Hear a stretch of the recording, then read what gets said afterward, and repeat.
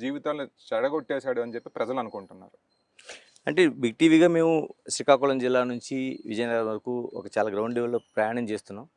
ప్రత్యేకంగా కొన్ని నియోజకవర్గాల్లో అంటే నెల్లిమర్ల లాంటి నియోజకవర్గాల్లో జనసేన పార్టీ మాధవి లాంటి వాళ్ళు టికెట్ ఆశిస్తున్నారు. వాళ్ళు ఇప్పటికే ఒక క్షేత్రస్థాయిలో ఒక ప్రచారం చేస్తున్నారు. మరోవైపు మీ బంగారాజు లాంటితో పాటు మిగతా వాళ్ళందరూ కూడా అక్కడంతా ఆ సీట్లు ఆశిస్తున్నారు. అది ఎక్కడ ఒక కొలిక్కి వచ్చే అవకాశం లేదు. ఎవరికి వాళ్ళు ఆ పట్టుదలతో ఉన్నట్టు కనిపిస్తున్నారు. ఇదంతా నష్టం జరిగే అవకాశం ఉండదా మీకు?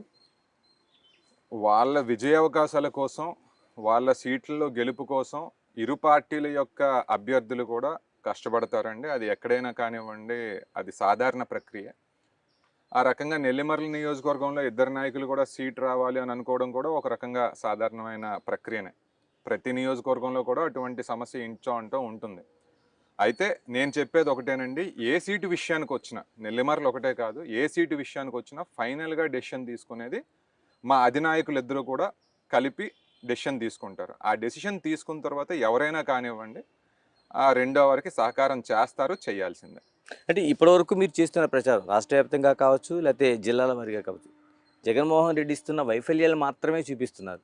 మీరేం చేయబోతున్నారు ఏమైనా చెప్పగలుగుతున్నారా? ఖచ్చితంగానండి. ఈ రోజున ప్రజలందరి దగ్గరికి కూడా తెలుగుదేశం పార్టీ నాయకులు, మరీ ముఖ్యంగా క్షేత్రస్థాయి బూత్ లెవెల్ క్యాడర్ అందరూ కూడా వెళ్తున్నారు. వెళ్ళి చంద్రబాబు నాయుడు గారు ముఖ్యమంత్రి అయ్యారు అంటే ఆయన ద్వారా జరగబోతా ఉన్న మంచి ఏంటి, ఆయన వస్తే మన గ్రామాలకు కానివ్వండి, మన ప్రాంతాలకు కానివ్వండి, ఏ రకమైన అభివృద్ధి చేయబోతా ఉన్నాం. అదే రకంగా ఈ రోజున మేము సూపర్ 6 అనే కార్యక్రమం తీసుకున్నాం. దాని ద్వారా మహిళలకి, మహాశక్తి అనుకునే మహిళలకి వీళ్ళందరికీ కూడా వచ్చే పథకాలు ఏంటి అనేవి కూడా ప్రజలకి మేము వివరిస్తూ ఉన్నామండి. ప్రతిరోజు సాయంత్రం కూడా ప్రతి ఇంటికి మా కార్యకర్తలు వెళ్ళి చంద్రబాబు నాయుడు గారి ద్వారా మన సమాజానికి, రాష్ట్రానికి జరిగే మేలు ఏంటనేది వివరిస్తున్నాం.